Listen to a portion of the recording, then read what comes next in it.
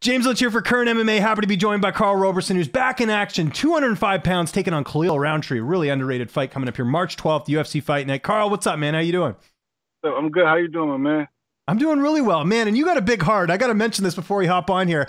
Just before we went to record, some guy came up to your car and asked you for money, and you actually gave him some. Just talk a bit about that, what we just had before this interview.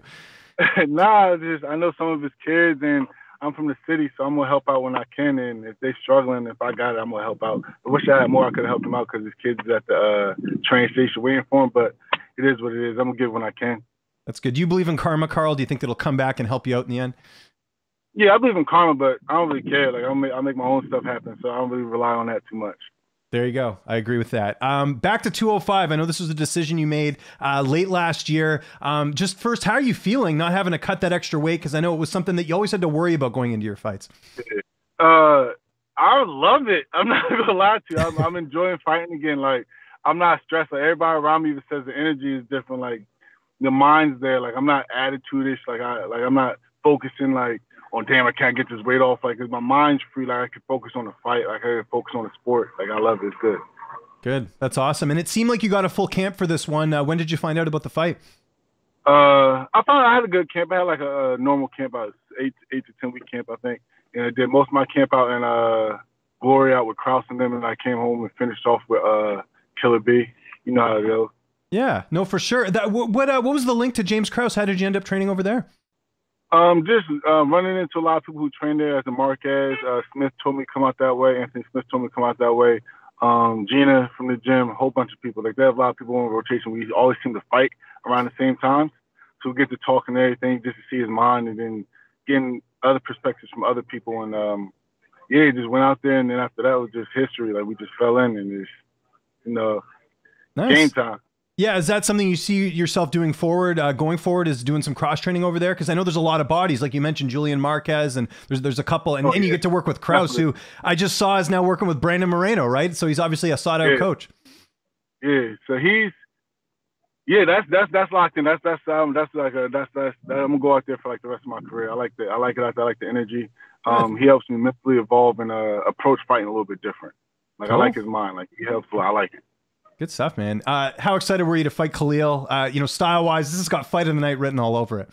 Yeah, style-wise, it's a banger. Like, he likes to throw. I like to throw. I don't back down. He don't really back down. My cardio better than his, but it's going to be a banger. Like, we both, like, semi-traditional fighters who evolved.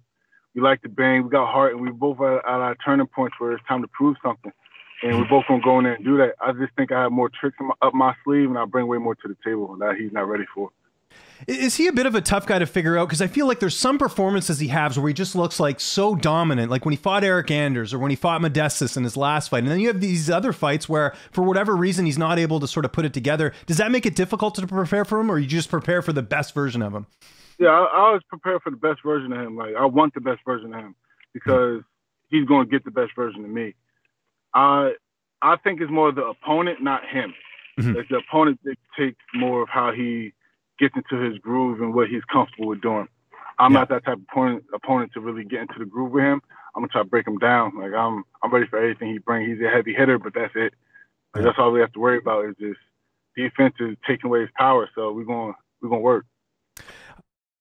And I got a little insight into your training camp back home at Killer B, because I talked to Jimmy Lawson, who I know was supposed to fight last week, wasn't able to. I know his opponent was out or whatever, but seems like camp's going well. I know Corey Anderson's in there. He's getting ready for his fight. Seems like the vibe's really good over there.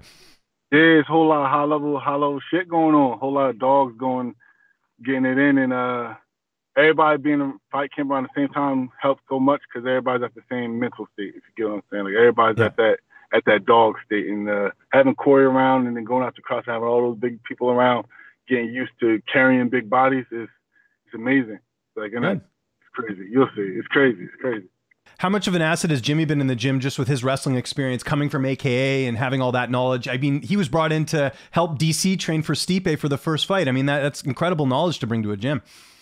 Yeah, it's a great asset. Like, his wrestling pedigree is unmatched to most. Like, he's a dog and knows what he's talking about. So all he does is add to the gym. He's learning from my kickboxing. So it's like a tornado of fucking people up. So I like it. I appreciate it. You got to get that on a t-shirt, tornado of effing people up. I love that, man. That's you got to get that trademarked. I want my 10%. So there we go. I got to ask, you're in a great mood. I mean, you're always in a great mood in our interviews, but I mean, how's the cut going? It seems like it's going great. The cut's good. Like, the cut's good. There's no stress on the body, but best of all, there's no stress on my mind. Like, my mind's clear. Like, even, like, all my cuts at 85, I start getting foggy. I start getting attitude-ish. Like, that's where, like, most of everything starts going wrong. My mind starts to go, and I'm like, okay, this is weird. And it starts to, like, progressively get worse and worse as the cuts got worse and worse. So not having that, be able to really just relax and enjoy my time training, enjoy my time not training. Like, usually when you have to cut weight, my not training is usually training to cut the weight. So there's training and then the extra training to get the weight off. When you don't have to necessarily train to get the weight off, you're training for performance. It's a whole different area. It's a whole different mental state, and it's releasing. Like, it's a weight off my back. Good. Who's going to be in your corner for this fight? Karl Reed, Brian Wright, and James Krause. Nice. I didn't know Karl. So Karl's cornering you. That's awesome. Because obviously people don't know Karl fought on Contender Series, longtime training partner of Wonderboy Thompson, now an agent for Paradigm, and that's cool that he's going to help you in the cage because he's got a lot of knowledge. Yeah, lefty, heavy wrestler. So he's down with everything. So he's an extra block on my gear. Like extra reassurance. Like, I've been working on everything. Like, I like that. Cool. That sounds great, man. How's this fight playing out on March 12th? I don't think we're going to see the judges' scorecards on this one. I don't know about you. Oh, no. I'm looking for the finish just like he is. Like, there's no point for it to go to the judges. Like, he gonna break. Yeah, we've seen it. Like, he has great performances, but he has a tendency to break too. He can fight it all he wants, but the type of tenacity I'm gonna bring, the type of energy I'm bringing, we're gonna see if he can stand up to it. You know, new division for you now. I know you fought at 205 before, but this is your new division. You're staying here now. How many more fights do you have left in your contract? Do you know? I think two. I have 2 more fights in my contract. Gotcha. So big fight here, obviously, because you win this one, you can renegotiate with a lot of leverage, right? Yeah, definitely. That's the goal. Go out here and make a big statement here and get to talking some more money. Yeah. Big things happen in your division. There was a big fight a few weeks ago. Jamal Hill, Johnny Walker. What'd you think of that knockout from Jamal Hill? He hits people at weird angles and they don't know how to take it, don't know how to brace for it, they're not adjusting to it. Like, he's linking, he uses it to his advantage. So it was a good one on his part. I don't know what's up with whatchamacallit. He's another one that's iffy. He's either 100 or he's 0. There's no middle with him.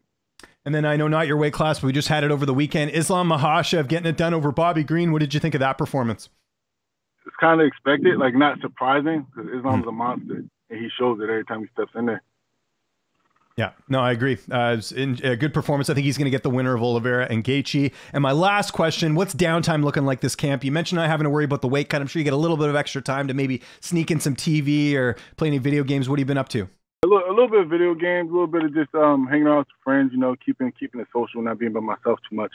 Like, that's starting to learn I don't like being by myself, especially now in fight camp. The mind starts to get racing. It's unnecessary. So, being more social, not stressing myself out, not pounding on the fight 24/7, if that makes sense. Like, draining my mind before I even get to the fight. So, learning myself mostly. I'm having time to really learn myself in camp. I like it. And making time for interviews, Karl. Always appreciate the time, man. It's UFC Fight Night, March 12th. Anyone you want to thank, any sponsors, any social media, I'll give you the last word.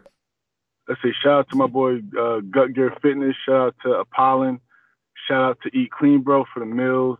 Shout out to Killer B. Shout out to Glory. Shout out to all the guys out there. Shout out to family out there. Who else I got? Shout out to no, that's it. I'm gonna just well, you're posting all that on your social media anyways. They can head over to the Instagram or whatever. You're posting that stuff there every day, right? So check me on my Instagram at KBabyK, all platforms. Let's go.